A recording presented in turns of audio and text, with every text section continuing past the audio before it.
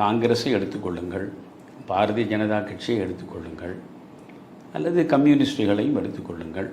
எவையெல்லாம் தேசிய கட்சிகள் என்ற அடையாளங்களோடு தமிழகத்தில் இயங்குகின்றனவோ அவற்றின் தலைமைகள் நிரந்தரமாக நீடிப்பது கிடையாது.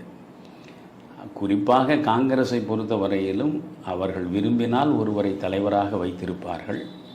விருப்பமில்லை என்றால் அடுத்த கணமே குப்பை கூடையில் தூக்கி எறிந்து விடுவார்கள். இப்பொழுது நீங்கள் கொஞ்சம் பின்னோக்கி பாருங்கள்.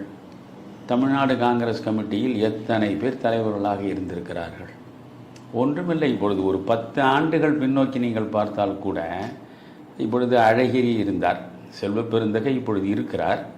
இதற்கு முன்பு அழகிரி இருந்தார். அழகிரிக்கு முன்பு ஞானதேசிகன் இருந்தார் நினைக்கிறேன். பாருங்கள், அதுவே நமக்கு அவங்க நினைவில் வரலை. ஞானதேசிகன் தான் இருந்தார் நினைக்கிறேன்.